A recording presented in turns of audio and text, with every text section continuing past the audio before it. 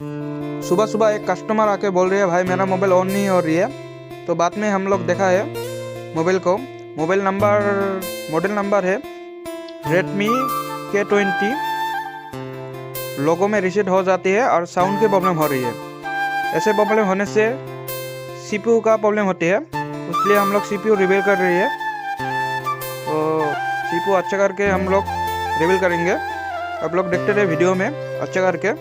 Video हमने fast कर दिया, आप लोग देखते रहिए।